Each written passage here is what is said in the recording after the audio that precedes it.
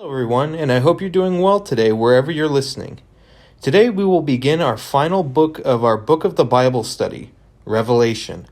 It will be a 4-part study as the book itself is full of lessons and applications for us. Revelation is a book, for one reason or another, that Christians seem to avoid. And as an aside, it is often mispronounced. It is Revelation, singular, unlike Psalms, which is made up of individual psalms. I say this because I was watching a movie the other night and they said the book of Revelations, which A, is incorrect, and B, it took me out of the movie. But getting back on track, why do Christians stay away from studying this book? I think it can be summed up by these 4 perspectives. 1. A closed door. The book itself describes events that have already taken place and therefore do not offer any perspective looking forward, so why should we study it? Secondly, Christians can see a dense fog. The future is something that we can never understand, so looking ahead won't do us any good because it's hidden anyway. Thirdly, it can be seen as a foreign language.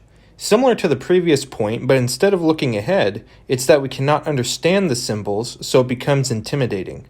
It would be like trying to understand a speech in German for a primarily English speaker.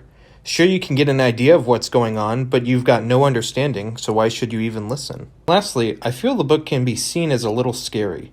It literally speaks of the end of the world.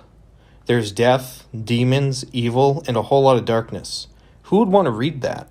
And now that we've discussed the reasons why Christians don't study the book, here are 4 reasons that I think we should study the book. First, it is an open door to pass through.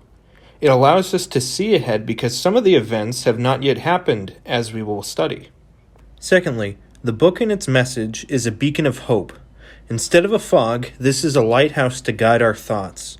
We know how the story ends, and that should encourage us. The third reason is that we are blessed in studying the book of Revelation. I get this from our verse of the day, which is Revelation 1:1-3. Revelation 1.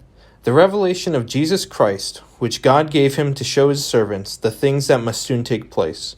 He made it known by sending his angel to his servant John, who bore witness to the word of God and to the testimony of Jesus Christ, even to all that he saw. Now verse 3. Blessed is the one who reads aloud the words of this prophecy, and blessed are those who hear, and who keep what is written in it, for the time is near. One of the blessings that we receive is having peace knowing Jesus is coming back, and that God wins. Lastly, yes, the book describes the end of the world, but our world is fallen, and God will set things right. Even though the book says heaven and earth will pass away, God will not, and he will set things right for eternity. How awesome is that?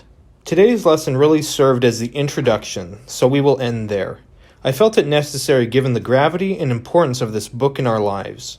Next week, we will study Jesus' message to the 7 churches and what we can learn from them. As always, thank you for listening, have a great day, and God bless you all.